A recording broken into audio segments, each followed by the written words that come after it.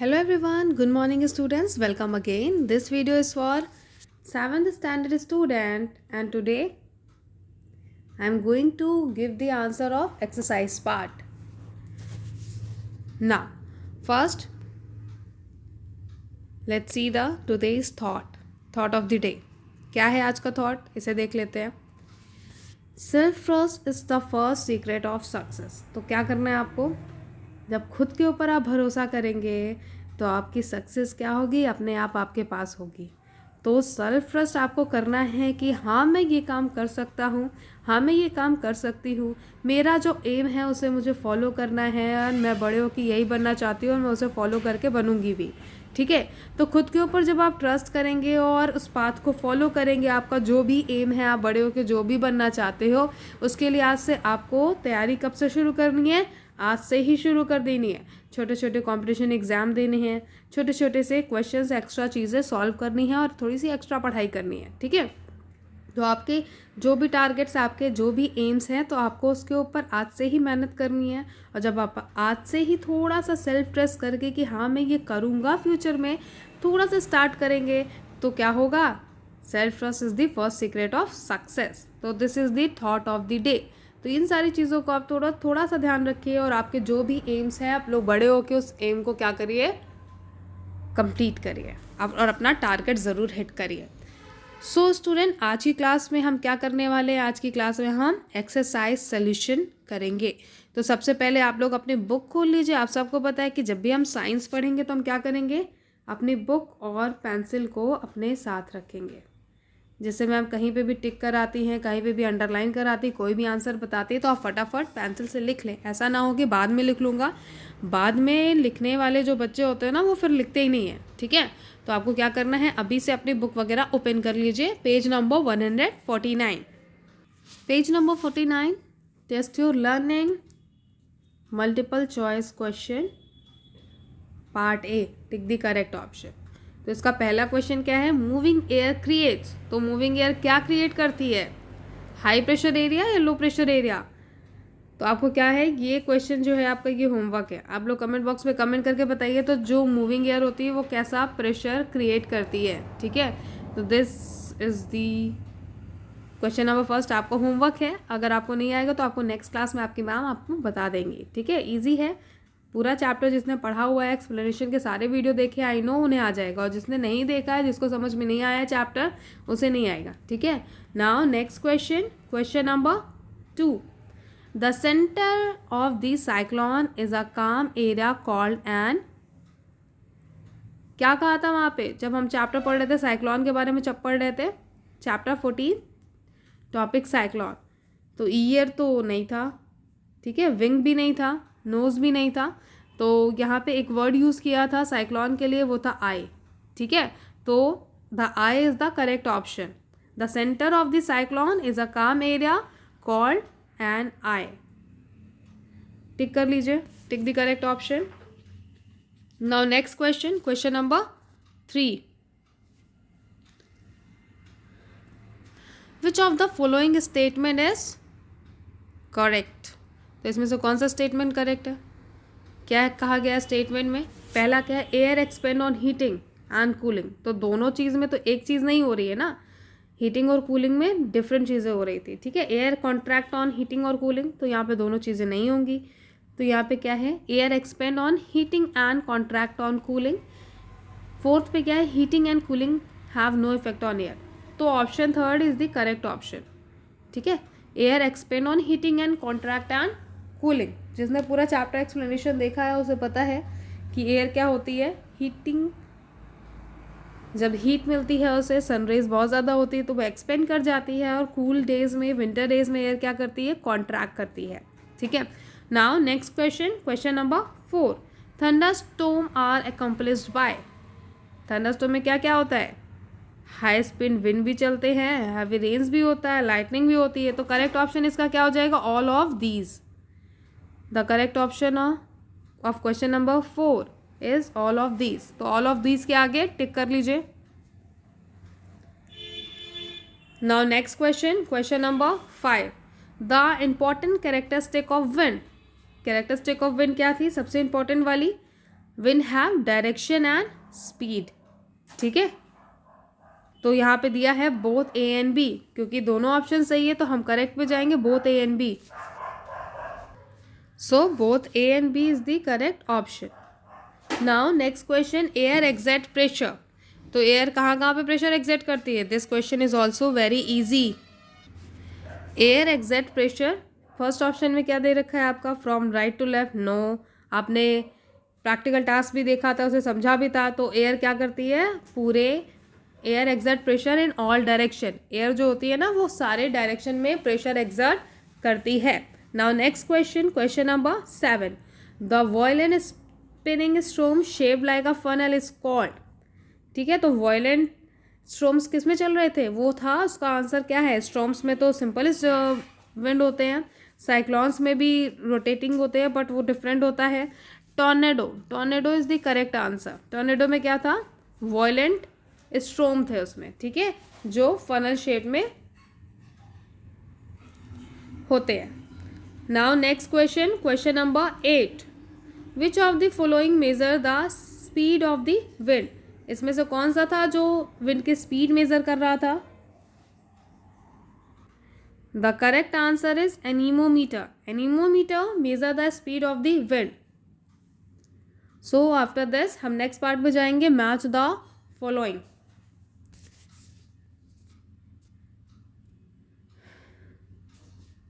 पहले pen select कर लेते हैं। फर्स्ट क्या है? एनीमोमीटर। एनीमोमीटर का क्या काम है? Wind speed. तो फर्स्ट का आंसर है सी। ठीक है, यहाँ पे मैंने मैच कर दिया। Now question number 2, high speed wind. Second, high speed wind have low air pressure. Second का डी हो जाएगा, मैच कर लीजिए। थर्ड है विद वेन। विद वेन का क्या काम है? Direction of the wind. With when क्या बता रहा था? Direction of the wind. ठीक है, नाउ फोर्थ है कोल्ड एयर। कोल्ड एयर क्या करती है? कॉन्ट्रैक्ट करती है ना, कॉन्ट्रैक्शन। ठीक है, now atmospheric pressure, pressure exerted by air. Fifth का फर्स्ट हो जाएगा। मैच कर लीजिए इसे फटाफट, आपके स्क्रीन पे है। इसके बाद हम नेक्स्ट पार्ट में जाएंगे, फिल इन द ब्लैंक्स।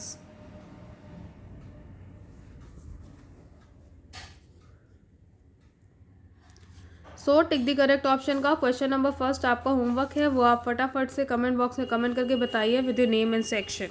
अपना नेम और सेक्शन वहाँ पे ज़रूर मेंशन करिए। Now next part, fill in the blanks. So student, fill in the blanks. Number first, dash air is less dense as compared to the cool air. तो कौन सी air होती है? Warm air. द फर्स्ट का answer क्या होगा? यहाँ पे मैं नीचे लिखती जा रही हूँ, वार्म।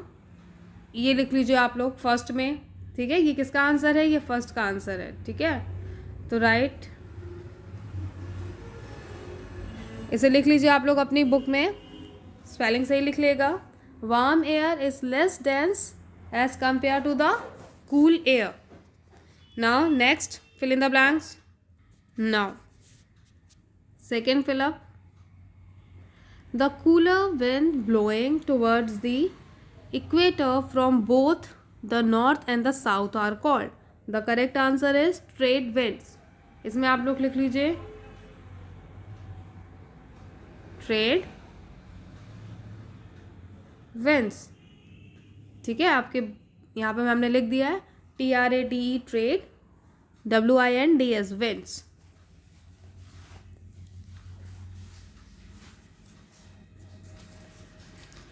नाउ आफ्टर दिस हम आ जाएंगे third fill up.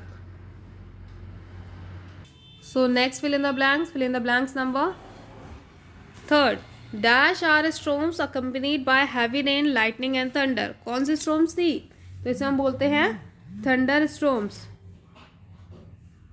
The answer is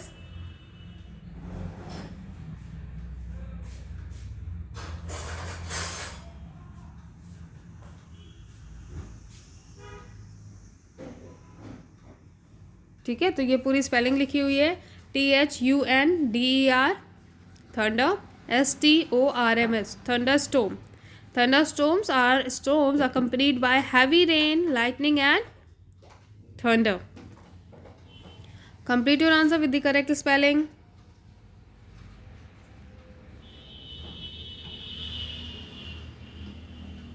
Now after this, next fill in the blanks. Fill in the blanks number 5.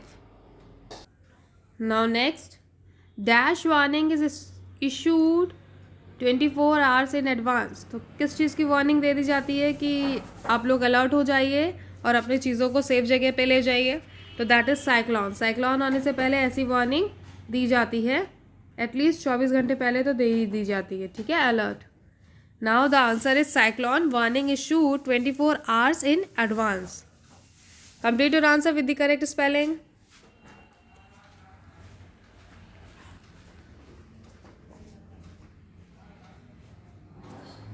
Now next fill in the blanks. Fill in the blanks number 6. Now next fill in the blanks क्या है आपका? A tornadoes is often referred to as. Tornadoes को और किस किस नाम से बोला जाता है या किस नाम से हिट किया जाता है? That is twisters and whirlwinds. The correct answer is, दोनों लिख लीजिए आप लोग. यहाँ पे मैं स्क्रीन पे लिख दे रही हूँ. Twisters and बीच में एंड भी लगा दीजिएगा. आप लोग पूरा लिखेंगे AND.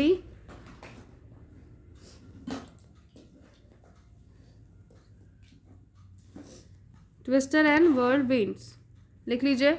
राइट और answer with the correct spelling.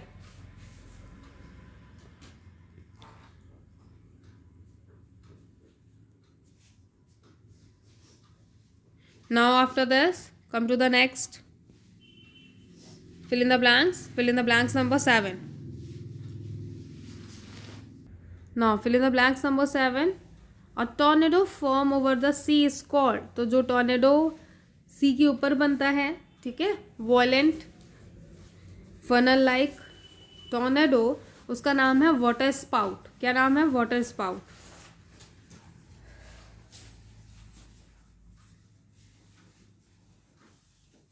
लिख लीजिए आप लोग. A tornado form over the sea is called water spout.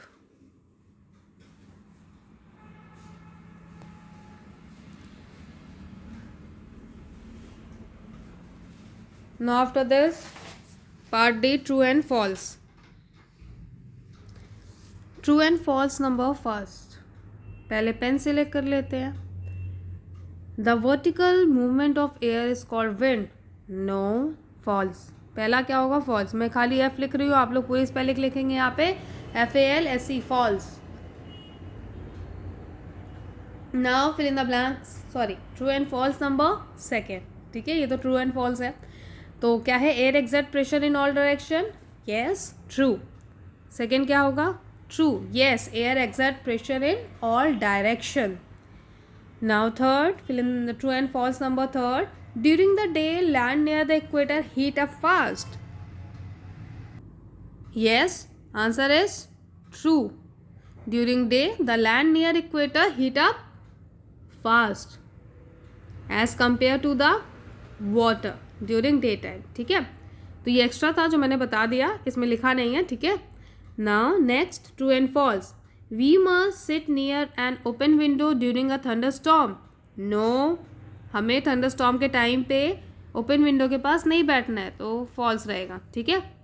Now next, fifth, tree and poles may get uprooted during storms.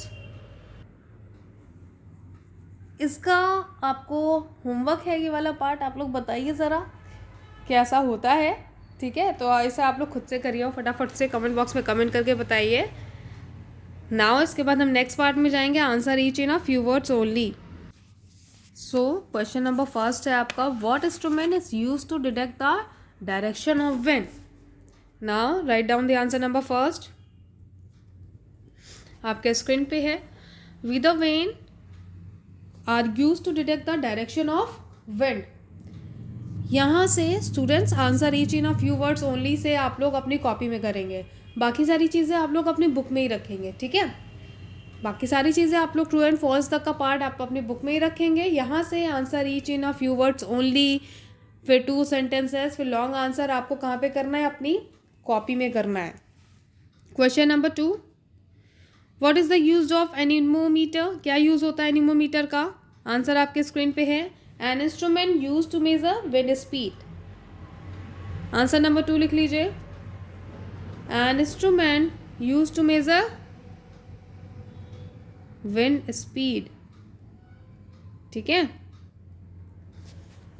और ये वाला पार्ट आप लोग अपनी कॉपी में करेंगे। फटाफट अपनी कॉपी निकाल लीजिए और जैसे जैसे मैम लिखवाती जा रही वैसे वैसे लिखते जाइए, हो जाएगा, जल्दी हो जाएगा। ठीक है, आप वीडियो देख के मोबाइल सामने सेट करिए और कॉपी खोलिए और लिखते जाइए, इससे जल्दी काम होगा। नाउ क्वेश्चन नंबर 3 लिख लीजिए, यहाँ पे मैम क्वेश्चन भी बताती जा रही है। क्वेश्चन नंबर 3 लिखिए, name the stone that have an I.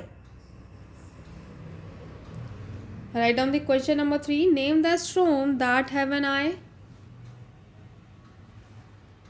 Now write down the answer number 3. Cyclone.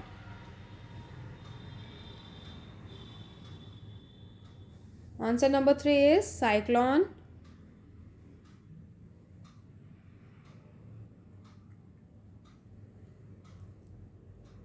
Now write down the next question. Question number 4.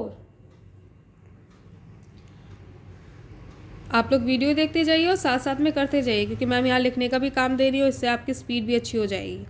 Question number 4 लिख लीजिए, नेम द स्टॉर्म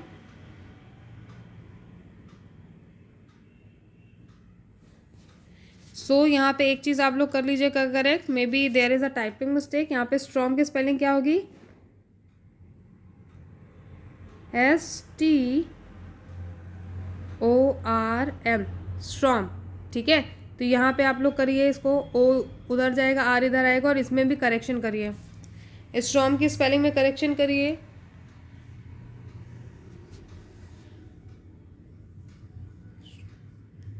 और answer फिर लिख लीजिए, आंसर क्या है, thunder storm. यहाँ पे सही है स्पेलिंग, यहाँ पे भी आप लोग करेक्ट कर लीजिएगा, STORM, storm. Name the funnel shape storm whose narrow end touches the end of the ground. तो answer is tornado. Right the answer with the correct spelling, tornado.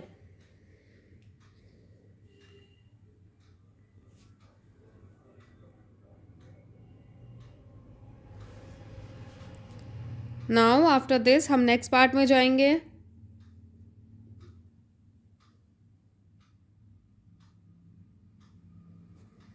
Answer each in 1 or 2 sentences. Now write down the next part, answer each in 1 or 2 sentences. Question number first, what are polar winds? Write down the question number first, what are polar winds? And answer आपके screen पे है, yes. Write down the answer number first also. Polar wind is a type of wind blows from cold polar regions towards 60° north and 60° south latitudes. आप लोग mobile सामने table पे set करके अपना copy लेके, साथ में ही मैम यहाँ पे क्वेश्चन आंसर दोनों बता रहे हैं, यहीं से लिखते जाइए। ठीक है, जिससे आपका पूरा वर्क सही से कंप्लीट हो जाए। Tick the correct option, true and false, fill in the blanks, match the following आपको बुक में ही करना है।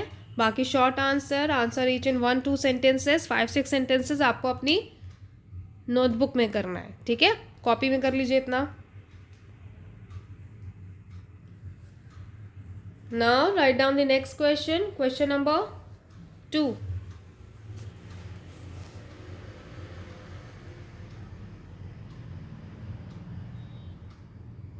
जिनका नहीं हुआ है आंसर नंबर फर्स्ट, आपके स्क्रीन पे शो कर रहा है, वो करते रहिए। Question number 2, what is the importance of monsoon winds?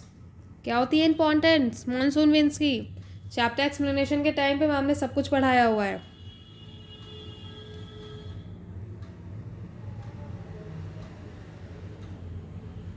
Now write down the answer number 2, आपके स्क्रीन पे है। Monsoon winds are the rain bearing winds. that bring heavy rainfall to India and its neighboring countries.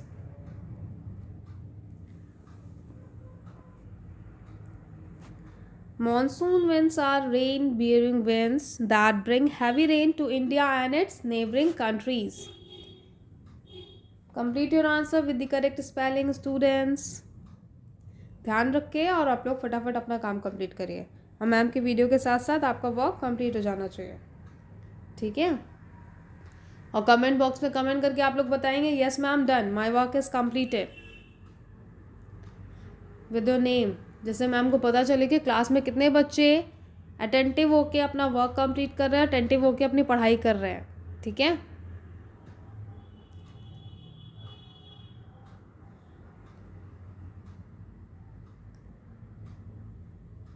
Now write down the next question, question number 3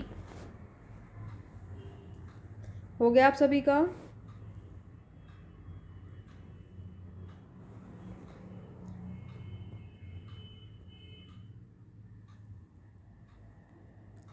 question number 3 क्या है? List 2 things to be avoided during a thunderstorm. हमें thunderstorm के time पे क्या क्या avoid करना चाहिए? Chapter explanation के टाइम पे बहुत अच्छे से पढ़ा है, और ये आप लोग के लिए ज़रूरी है बिकॉज हमारे यूपी में जहाँ हम रहते हैं वहाँ पे तो थंडरस्टॉर्म, आंधी तूफान गर्मियों के टाइम पे आता ही है, तो हमें क्या क्या फॉलो करने, क्या क्या रूल्स हैं, तो यहाँ पे लिख लीजिए। यहाँ पे तो 2 ही बताए हैं, आपके बुक में 4-5 दिए हैं, ठीक है। तो आप लोग रीडिंग ज़रूर कर लिया करिए, जैसा कि आपकी मैम आपसे अक्सर बोलती है कि आप लोग को मैम जब भी पढ़ा दे, पढ़ाने के बाद आपको अपने आप से रीडिंग कर लेनी है। Now write down the answer number 3। Point number first क्या है आंसर नंबर 3 का? Never lie down in a ground. अगर बारिश हो रही हो, बिजली चमक रही हो, तो कभी भी ज़मीन पे लेटना नहीं चाहिए, ठीक है। List 2 things to be avoided during a thunderstorm. Answer point number first, never lie down in a ground.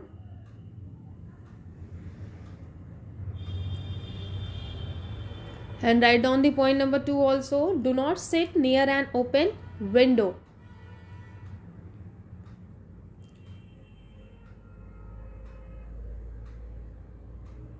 Complete your answer with the correct spelling.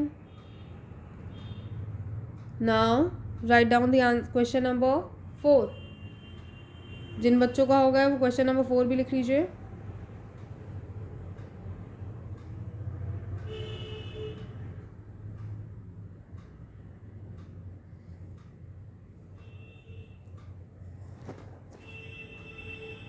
Question number 4 आपके स्क्रीन पे आ गया है।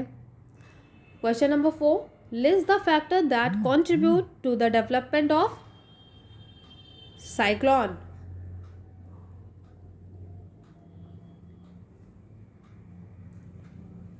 Write down the question number 4.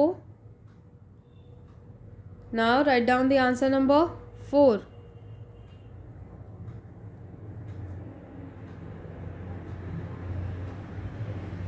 Factors that contribute to the development of cyclones are. Write down the answer number 4. Factors that contribute to the development of cyclones that are: first, speed of wind, second, direction of wind, third point भी है इसमें. Now write down the third point, temperature and humidity. Complete your answer with the correct spelling, students. Speed of wind, direction of the wind, temperature and humidity.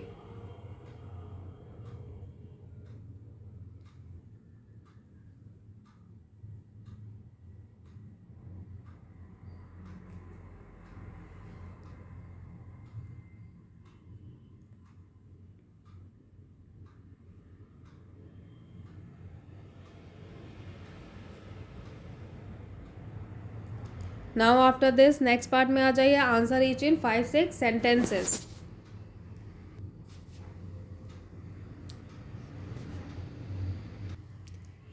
Now write down the question number first of long answer question. Prove that air exert pressure with the help of an activity. तो इसमें आप लोगों को क्या करना है? Practical task number first आपको करना है यहाँ पे अपनी कॉपी में, अभी मैम आपको शो कर दे रही है। सो ये प्रैक्टिकल टास्क आप कर लेंगे तो ये आंसर आपका कंप्लीट हो जाएगा। प्रैक्टिकल टास्क नंबर 1 क्या है? To demonstrate that air exert pressure and upward direction. तो यहाँ डायरेक्शन वाइज दिया है तो हम इसे कर देंगे। गोल लिखेंगे आप, ठीक है, गोल लिख लीजिए अपने आंसर में, लिखते जाइए या टिक कर लीजिए इसको। आप लास्ट में इस क्वेश्चन को कर लीजिएगा, पहले सेकेंड और थर्ड क्वेश्चन कर लीजिए। नाउ यहाँ पे आपको क्या क्या लिखना है? यू विल नीड भी लिखेंगे, मेथड लिखेंगे, step number first, step number second, और कॉपी के प्लेन वाले साइड पे आपको ये डायग्राम भी बनाना है, ठीक है। तो इस डायग्राम को भी आप प्लेन वाले साइड पे कंप्लीट करिए इसे विद द पेंसिल। आपके स्कूल खुलेंगे 23rd से तो आपकी कॉपी चेक होगी अगर खुलते हैं तो, ठीक है। स्टेप नंबर 3 लिखेंगे, स्टेप नंबर 4 लिखेंगे, और हमें क्या मिलता है सिर्फ ये वाला पॉइंट लिखेंगे, व्हाट हैपेंस नहीं लिखेंगे, ठीक है, सिर्फ ये लिखेंगे। Now you know air exert and upward pressure. तो इतनी चीज़ें आपको क्या करनी है, अपनी कॉपी में लिख लेनी है related to practical task number 1, answer number 1, ठीक है। नाउ हम आते हैं क्वेश्चन नंबर 2 पे। नाउ क्वेश्चन नंबर 2 आप लोग पहले कर लीजिए, क्वेश्चन नंबर फर्स्ट आप लोग लास्ट में कर लीजिएगा स्क्रीन से देख के, ठीक है। क्वेश्चन नंबर फर्स्ट आप लोग पूरा करने के बाद कर लीजिए। Write down the question number 2। क्या है question number 2? What are the effect of thunderstorm? List a few safety measure that can reduce the loss of life and property during a thunderstorm. तो write down the answer number second. Question लिख लीजिए पहले पूरा। ये question थोड़ा बड़ा है और इसका आंसर भी थोड़ा सा बड़ा है, इसको मैम ने मर्ज किया हुआ है, तो इसलिए मैं कह रही हूँ आप लोग इस क्वेश्चन को पहले कर लीजिए और फर्स्ट वाले के लिए पेज छोड़ दीजिए या इसको लास्ट में कर लीजिएगा, ठीक है। Now write down the answer number 2।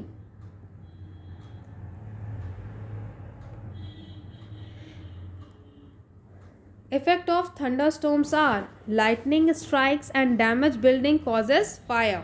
Point number first पहले आप लोग लिख लीजिए effect of thunderstorms are, point number first लिखेंगे, फिर lightning strikes and damages building causes fire.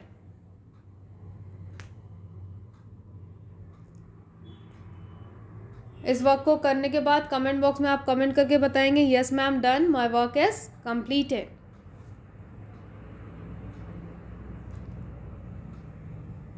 Now point number 2.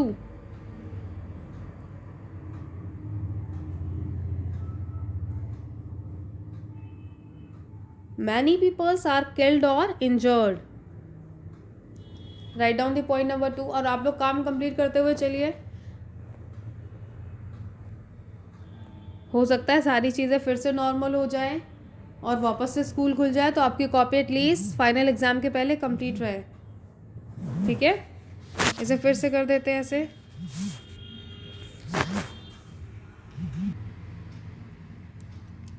लिख लीजिए आप लोग, मैनी पीपल्स आर किल्ड और इंजर्ड।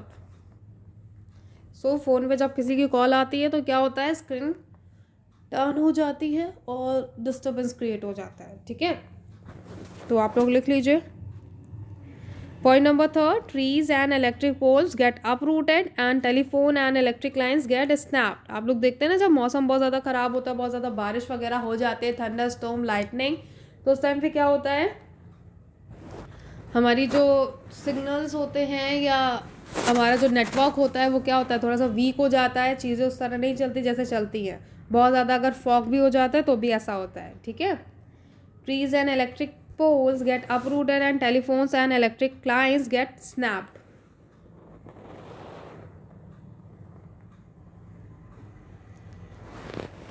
Now इसके आगे का पार्ट लिख लीजिए, इसके आगे भी है सेफ्टी मेजर्स के पॉइंट्स भी हैं, तो इतना करिए, फिर उसके बाद सेफ्टी मेजर्स के पॉइंट भी लिखिए इसमें।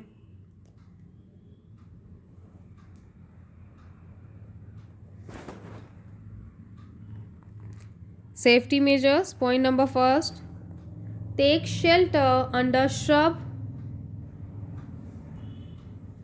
or collection of trees or in a car or bus. Safety measures are, point number first, take shelter under shrub or collection of trees or in a car or bus.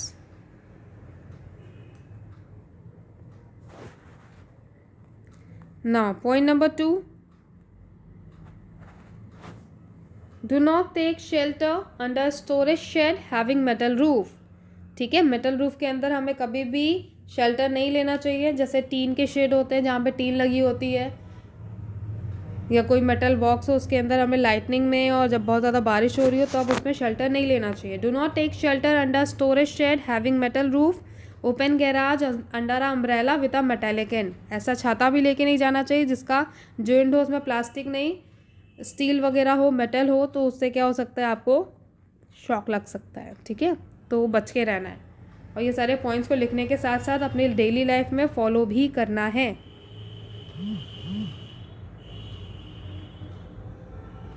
Now write down the question number 3, differentiate between cyclone and tornado. Students right down the question number 3, differentiate between cyclone and tornado.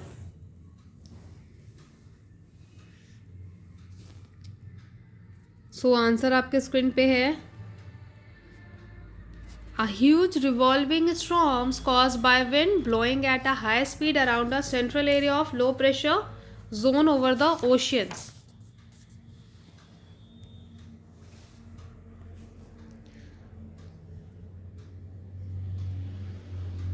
लिख लीजिए। After this हम इसके effects लिखेंगे और फिर इसके safety measures लिखेंगे। Then tornado.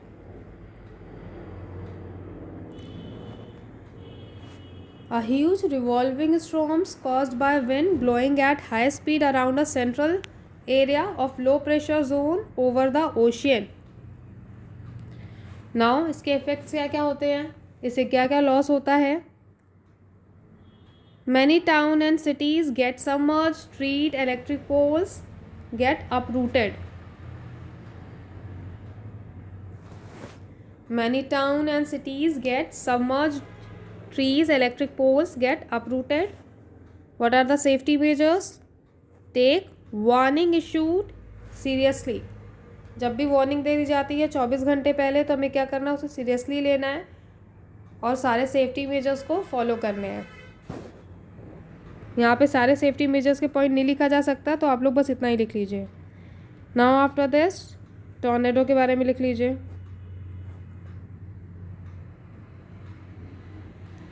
ये भी आपका नहीं हुआ होगा, इसको कर लीजिए पहले। अच्छा,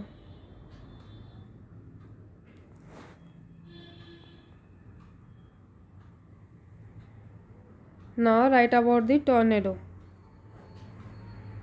टॉर्नेडो क्या है? Violent rotating column of air. थोड़ा सा वायलेंट होता है, खतरनाक दिखता है।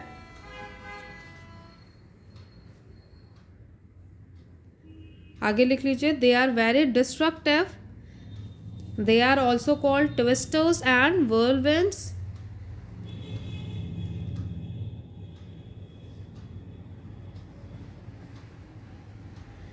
They are common in India but occur commonly in USA and Canada.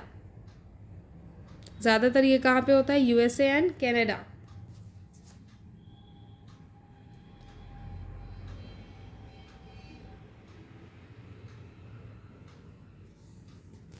So student, आज की क्लास हमारी यहाँ पे एंड होती है। इसके आगे का पार्ट, आगे का तो कुछ नहीं है, सारी एक्सरसाइज यहाँ पे कंप्लीट हो गई है। आफ्टर दिस हम इसके आगे नेक्स्ट चैप्टर स्टार्ट करेंगे। ठीक है, thank you. Complete your work and comment in the comment box. Yes ma'am, done.